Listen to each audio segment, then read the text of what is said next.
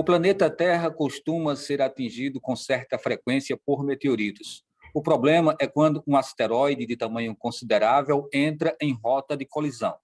Para falar sobre exploração e ameaças que vêm do espaço, o programa Opinião Pernambuco de hoje recebe Antônio Carlos Miranda. Ele é astrofísico da Universidade Federal Rural de Pernambuco, do Grupo de Astronomia de Pernambuco. E Felipe Monteiro, que é astrônomo do Observatório Nacional. Eu sou Valdir Oliveira e gostaria já de trazer a primeira pergunta para o Felipe. Felipe, as pessoas às vezes fazem muita confusão, não é? O que é, na verdade, o meteoro, o meteorito, o asteroide, o cometa? Poderia trazer uma explicação técnica para a gente, Felipe? Olá, obrigado, Valdir, obrigado pelo convite. Sim, claro, posso fazer uma breve explanação a respeito do que são esse grupo que você falou, de asteroides, cometas, são chamados do grupo de pequenos corpos do Sistema Solar. Então, todos esses objetos menores, que não são nem satélites, nem planetas, são chamados de pequenos corpos do Sistema Solar. Então, os asteroides, né, são os mais numerosos, eles são considerados remanescentes da formação do Sistema Solar, ou seja, restos. São verdadeiros fósseis que guardam informações sobre os primeiros momentos do nosso Sistema Solar. E da formação também dos planetas, principalmente dos planetas rochosos, incluindo a Terra, né? Então, a maioria desses objetos, dos asteroides, estão localizados entre as órbitas de Marte e a órbita de Júpiter, que é chamado do cinturão principal de asteroides. E isso porque a força gravitacional de Júpiter não permitiu que um planeta fosse formado nessa região. E devido a diversos fenômenos físicos que ocorrem nesse cinturão de asteroides, muitos desses objetos eles saem dessa região e vêm mais próximo do Sol, vêm para mais próximo do Sol, ou seja, atingem uma região que a gente chama de uma região próxima da Terra e se tornam asteroides próximos da Terra. E esses sim nós temos que ter mais cuidados, porque esses objetos, em sua maioria, eles cruzam ou se aproximam bastante do nosso planeta. Agora, indo para mais distante, nós temos os cometas. Esses foram formados muito mais distantes, além da órbita de Netuno, por exemplo. Então, são corpos mais gelados, ao contrário dos cometas, ao contrário dos asteroides, que se formaram mais próximo do Sol, então são rochas mais ricas em minerais, ricas em carbono. Os cometas não, foram formados mais distantes, em lugares mais gelados, né, onde a luz do Sol não chega, e por isso eles guardam muito gelos de várias composições, e por isso a gente vê eles brilhando, né, e com aquela cauda brilhante quando eles se aproximam do Sol. Então, mas para ser ainda mais, responder quase toda a sua pergunta, vou ainda falar um pouquinho do meteorito. Meteorito, na verdade, vai ser o quê? Um fragmento de um asteroide. O asteroide está no espaço. Quando ele entra na nossa atmosfera, né, ele passa por fenômenos físicos, ele aquece, fica incandescente. Esse fenômeno que ele fica brilhante é o chamado meteoro. E quando sobra algum fragmento que chega ao solo, né, ele não se fragmenta por inteiro na atmosfera e consegue chegar até o solo, esse pequeno fragmento é chamado de meteorito. Então, é asteroide ou cometa fora, né, orbitando o Sol. Quando ele entra na atmosfera, é um meteoro, e quando ele chega ao solo, é um meteorito. Pronto, de maneira mais rápida possível. Isso, bem objetiva. Professor Antônio, ultimamente as pessoas elas tiveram a possibilidade de assistir nos streams aí, né? E também concorreu ao Oscar um filme que traz um pouco essa temática. Na verdade, o meteoro é uma metáfora, numa alusão ao negacionismo. Então, eu lhe pergunto, o que é que representa maior poder de destruição e de ameaça? São, na verdade, os meteoros ou o negacionismo em si? Olha, o negacionismo, a mentira e o fake news também existe no mundo da ciência. Claro que é uma ação política deliberada, conservadora, a gente diz de direita, que tenta confundir a sociedade sobre vários aspectos. Então, dizer que a Terra é plana, dizer que o homem não foi para a Lua, essa metodologia também é dizer que a vacina não funciona, também é dizer que a urna eletrônica não funciona, confundir a cabeça das pessoas e tirar proveito político e ideológico disso. Então, a ignorância, a deseducação e o fake news e o negacionismo é muito mais perigoso que qualquer asteroide, meteorito que caia na Terra. É um perigo muito grande. Daí a importância de um programa como esse, que a gente já dá os parabéns e agradece o convite, para esclarecer a população de questões científicas, porque cada passo de uma alfabetização científica é você politizar mais a sociedade e dar a essa sociedade condições de enfrentar o debate ideológico. Porque o debate ideológico não é só político partidário, não. Ele é científico, sobretudo, e educacional, como diria o Paulo Freire. Então, vamos agora para a vida real. Qual o risco que o planeta Terra corre de ser atingido por um meteoro de grande proporção, um asteroide de grande proporção, e aí causar danos gigantescos, né? O filme leva ao extremo, né? Ele leva à possibilidade de destruição total do planeta. Qual é o risco real que nós temos? Eu vou começar, e o Felipe, que pesquisa mais detalhes sobre isso, ele complementa, né? Na história da Terra, já ocorreram vários episódios, né? O mais famoso é aquele que se fala nas escolas da extinção dos dinossauros. É um fato científico real, né? Tivemos também vários episódios de pedaços de grandes rochas ou metais que caíram na Terra, né? Aquele mais recente lá da Rússia, as ameaças. Aqui no Brasil nós temos a história do grande, né, meteorito Bendegó, né? Que caiu no sertão da Bahia, e hoje está exposto lá no Museu Nacional. Em Pernambuco também caíram vários meteoritos, né? A gente diz brincando assim, em torno da Terra tem muita bala perdida. Existem muitos, milhares e milhares de fragmentos que estão circulando a Terra, e os pesquisadores, como o trabalho que o Felipe faz, ficam acompanhando cada um deles, tentando mapear, tentando estudar a sua órbita e tentando ver o seu tamanho, sua massa e a possibilidade dele colidir com a Terra. Mas, teoricamente, a probabilidade de um objeto bater na Terra é muito grande. Agora, de ele chegar na Terra e causar um desastre assim, continental, aí a probabilidade diminui. Tá? Eu vou pedir para o Felipe complementar, porque ele tem números sobre isso, que é o trabalho dele. Vai, Felipe. E então, Felipe, fala desse teu trabalho, né? É uma observação, essa observação de vez em quando ela te causa susto ou até agora tem sido uma coisa muito tranquila? Não, isso é como o Miranda falou, realmente a probabilidade existe, só que a maioria desses objetos, por exemplo, só para dar valores mesmo, no cinturão principal de asteroides, entre as órbitas de Marte e Júpiter, nós temos mais de 700 mil asteroides catalogados, 700 mil. Como eu disse, desses objetos, vários deles conseguem migrar para regiões mais próximas da Terra. Então, temos um grupo chamado de asteroides próximos da Terra. Esse grupo de asteroides próximos da Terra, chamado muitas vezes, acho que o público pode saber, que é os NEAs, ou NEOs, da sigla em inglês. Esses NEOs já são, em número, já são conhecidos cerca de 30 mil NEOs, 30 mil asteroides próximos da Terra, ou seja, é um número relativamente grande. Mas a maioria deles são objetos muito pequenos. Então, como Miranda falou, a maioria dos asteroides são pequenos, e quanto mais numerosos eles são, maior é a chance deles impactarem a Terra.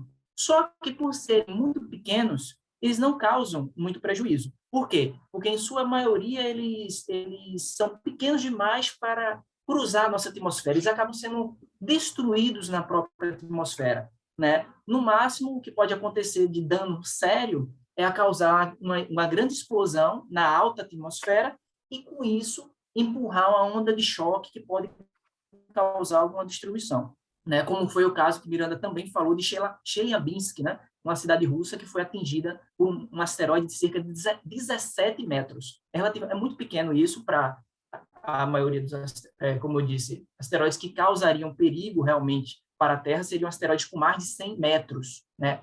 Mas asteroides também abaixo de 50 metros, abaixo de 20 metros, já podem causar um prejuízo local ali, né? Por conta da onda de choque produzida. Então, é importante terem muitos observatórios observando esses objetos, justamente para se detectar o objeto antes do seu impacto, né?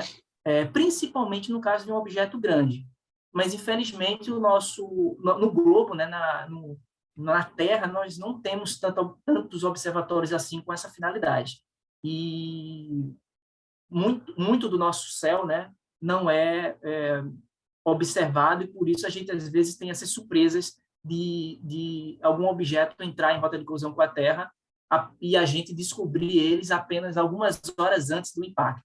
Infelizmente, é como eu disse, os objetos maiores, a frequência é muito pequena, coisa de 10 milhões, 20 milhões, 100 milhões de anos para haver uma colisão de grande porte com a Terra. Daqui a pouquinho a gente volta para você falar sobre a realidade de Pernambuco, em termos de pesquisa, né, como que anda sendo feito o trabalho dos pesquisadores. E aí, professor Antônio, gostaria que você falasse em termos de Brasil. Né? Nós temos investimento da parte da ciência e tecnologia nessa área. Nós estamos carentes, estamos órfãos. Qual é a nossa situação em termos de Brasil? Até uns 10 anos atrás, o hemisfério norte ele tinha alguns observatórios fazendo o mapeamento de asteroides em rota de colisão com a Terra. E o hemisfério sul ele possuía apenas um observatório, que ficava na Austrália.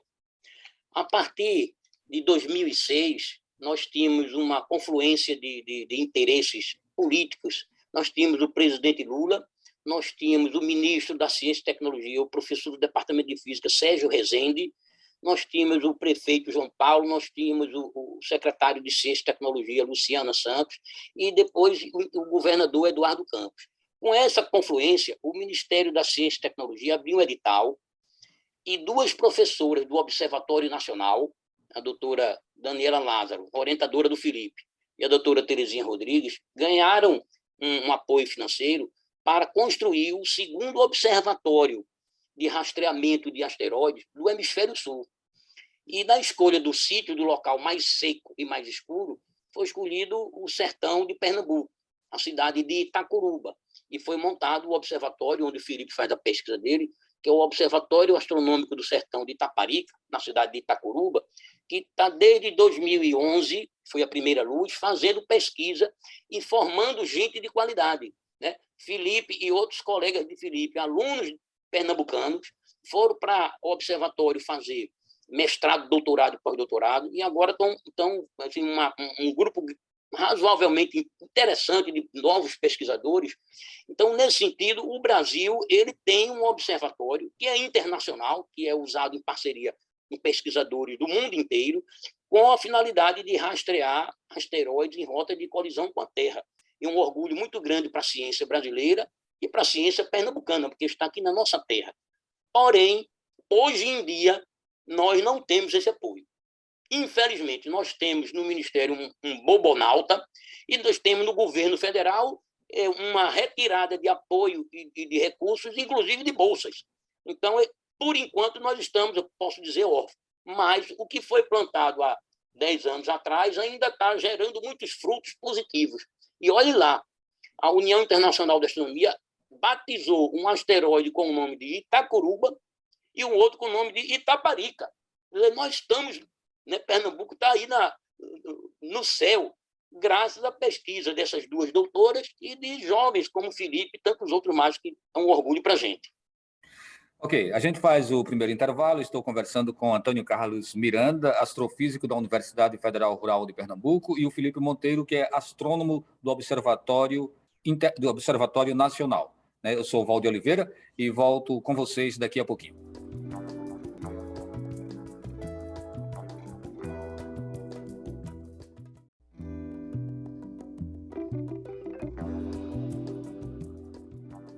Estamos de volta com o programa Opinião Pernambuco, falando sobre exploração e ameaças que vêm do espaço. Nossos convidados, Antônio Carlos Miranda, astrofísico da Universidade Federal Rural de Pernambuco, e Felipe Monteiro, astrônomo do Observatório Nacional.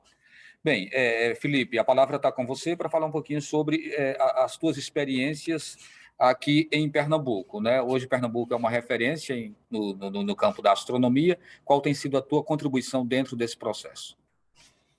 Certo, Valdir. Como eu falei da questão dos asteroides próximos da Terra, que temos aí o conhecimento da existência de cerca de 30 mil objetos próximos da Terra. esse número é crescente, a cada ano a gente tem cerca de 2.000 novos objetos sendo descobertos a cada ano, então uma taxa bastante grande, né, de descobertas. E o que preocupa é o seguinte, é que muitos desses objetos, a maioria, na verdade, não tem nenhuma propriedade física conhecida. Não tem, a gente conhece ele, sabe que ele existe, mas não sabe o tamanho, não sabe a forma, não sabe a composição química. Isso é o grande risco. Por quê? Não basta apenas conhecermos, sabermos que existe um asteroide vindo em rota de colisão com a Terra, que não existe no momento, né? Vamos ressaltar isso, não existe nenhum com grande chance de colisão com a Terra. Mas se houver, se a gente, né, os astrônomos, a ciência, descobrir um asteroide vindo em rota de colisão com a Terra, é importante que nós saibamos do que ele é composto, qual o tamanho, para poder tomarmos alguma providência, para evitar uma catástrofe. Então, nesse sentido, né, o objetivo dos principais observatórios e agências espaciais é, primeiro, descobrir, né, os asteroides, acompanhá-los, calcular suas trajetórias, suas órbitas e, principalmente, determinar suas propriedades físicas, né, para planejarmos justamente um meio para evitar um impacto. Nesse sentido, aí vem o que o professor Miranda estava falando. O que Pernambuco, né, tem colaborado com isso? Aí vem a questão do projeto Impacton, que é o projeto do Observatório Nacional, que significa Iniciativa de Mapeamento e Pesquisa de Asteroides nas Cercanias da Terra pelo Observatório Nacional. Aí ficou essa sigla Impacton, né? Então, esse projeto tem se dedicado prioritariamente à caracterização das propriedades físicas de asteroides próximos da Terra. Então, desse modo, esse projeto insere o Brasil nos esforços internacionais de caracterização das propriedades físicas de objetos, né, de asteroides e cometas também, que se aproximam com o nosso planeta.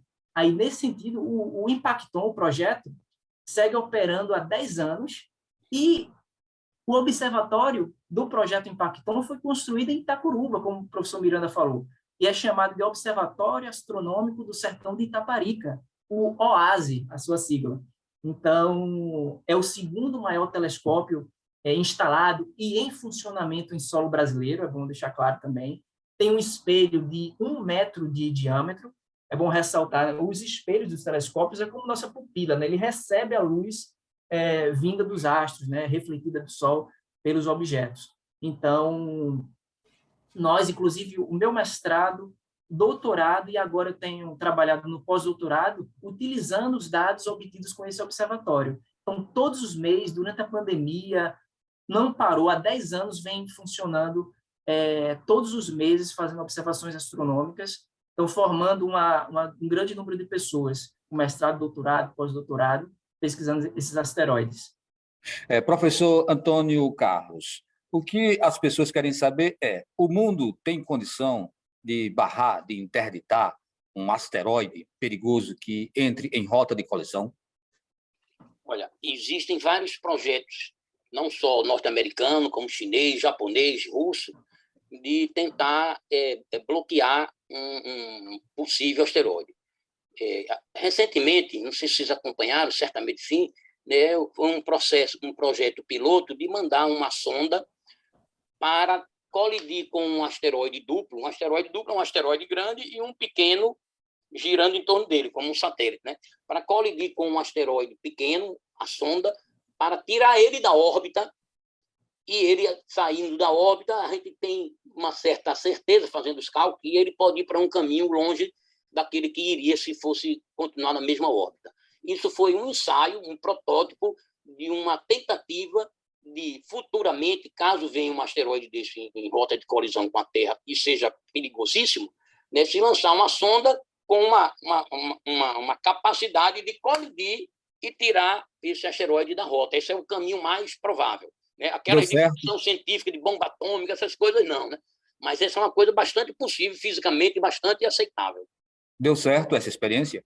Deu certo essa experiência. Acho que, se o Felipe quiser complementar alguns dados de números, de sim, eu gostaria de mencionar. A sonda, eu gosto muito dessa parte, porque eu estudo asteroides binários, que é como o professor Miranda falou, 2 asteroides, sendo um maior e um menor, girando em torno desse corpo principal. Então, e foi escolhido justamente um asteroide binário, por quê? que os asteroides binários são verdadeiros laboratórios naturais. Os asteroides binários nos permitem calcular massa, densidade e tudo mais. Então, para enviar um projeto piloto desse, fazer um teste, é necessário escolher um objeto o qual nós tenhamos o quê? Várias propriedades físicas conhecidas, porque não dá para enviar uma sonda espacial para um objeto totalmente desconhecido. Então, a sonda da missão DART, né, que é uma missão de redirecionamento de asteroide binário, ela foi para um asteroide chamado asteroide binário Didymos, e vai colidir com o seu satélite. A sonda foi enviada em setembro do ano passado, e a colisão, Miranda, vai acontecer agora em setembro, outubro deste ano. Então, a gente vai saber realmente se o experimento vai funcionar ou não. Aí a gente vai ficar um pouco mais tranquilo, né, em relação a isso. Pois é, se temos proteção ou não, né? Uma outra coisa, professor Antônio, é sobre a mineração espacial, né? Inclusive, aí, sem querer fazer propaganda do filme, mas esse aspecto também ele é retratado nessa narrativa cinematográfica, né? Quer dizer, deixa o meteoro chegar e a gente explora os metais que estarão contidos nele. O que é essa mineração espacial, na verdade? Não, olha, a mineração espacial já é uma realidade da tecnologia, tá? Já tem várias empresas norte-americanas, chinesas e de outros países, né, com a intenção de fazer a mineração espacial. E não precisa o objeto cair na Terra, né?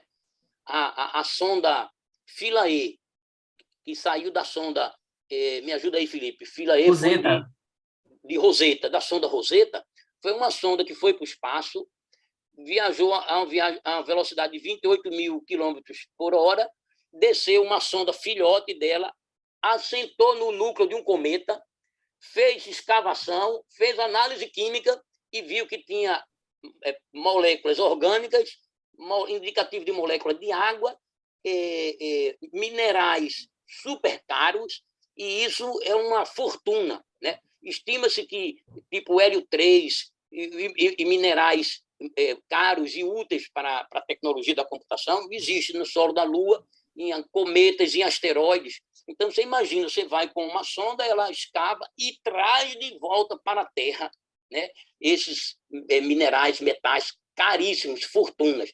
Tem gente da economia que faz uma conta e diz que esses minerais caros que existem nesses cometas e na Lua daria para pagar o PIB de todo o planeta Terra muitas e muitas vezes. Então, é um pouco... Essa exploração ela é sustentável, professor? Não, por enquanto é muito caro, é um investimento caro. Mas como a tecnologia cada vez melhora mais, isso a médio e longo prazo vai, para eles, né, baratear. Isso é um casamento da grande avanço científico e tecnológico com o olho grande do capitalismo, né, que quer fazer a mineração. Já não basta fazer na Amazônia, agora querem fazer no espaço, né? Felipe, em relação ao lixo espacial, a gente sabe que tem satélites, né, sendo lançados constantemente para o espaço, né, vários países buscando essa exploração de uma forma, às vezes, até sem uma certa regulação, sem um certo controle. O que isso representa de risco para o planeta Terra? E isso está equilibrado? O que é que tem de positivo e o que tem de negativo nisso aí? Certo, muito bom. Vou comentar, antes de responder a sua pergunta, eu vou comentar um pouco do que Miranda falou anteriormente, mas rapidamente. Sobre a questão das sondas espaciais, já tivemos algumas, né? Além dessa sonda Rosetta, que pousou no cometa, tivemos mais outras 3 ou 4 que pousaram em asteroides. Recentemente, tivemos uma sonda da JAXA, que é a Agência Espacial Japonesa, que pousou no asteroide próximo da Terra chamado Ryugu, e a NASA mandou também uma sonda para o asteroide Bennu. Então, ambas as sondas espaciais pousaram nos asteroides, recolheram material, esse material, o da JAXA, já voltou para a Terra com o material do asteroide, e o material de Bennu, da NASA, está voltando para a Terra. Para quê? Justamente para analisar a composição, saber estudar um pouco mais sobre a questão da origem da formação desses asteroides, a origem da formação da Terra, a origem da água e várias respostas. Aí o que acontece né, Miranda, as empresas privadas de mineração e coisa e tal estão de olho também nesses artigos científicos que são gerados, estão ali de olho nas pesquisas em astronomia justamente para mirar algum asteroide possível para ser bobos, né? minerado. Exatamente. E a certo. questão em relação ao lixo espacial. E ao lixo espacial, os satélites são de grande importância, claro, para o nosso planeta, primeiro por conta dos satélites de telecomunicações, internet e tudo mais, geoprocessamento, né, monitoramento da Amazônia, coisas extremamente importantes. Só que aí entra também o aspecto de espionagem, tem questão de muito lixo espacial sendo produzido, às vezes essa grande quantidade de satélites que são produzidos, às vezes não deveria ser tão uma escala tão grande assim, até porque vai poluir o espaço no sentido de atrapalhar as observações astronômicas, e depois tem o lixo espacial que acaba caindo na Terra, que também pode gerar outro prejuízo. Então, é um debate, essa parte do lixo espacial é bastante complexa, tem várias vertentes para se comentar. Eu queria só complementar rapidinho, que a ONU tem uma comissão de direito aeroespacial que estuda todas essas problemáticas.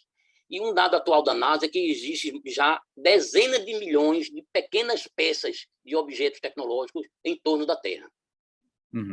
Pois é, a gente está percebendo aí que dá realmente um outro programa. E agora a gente fica por aqui, né? Então, eu, Valdir Oliveira, agradeço a sua participação.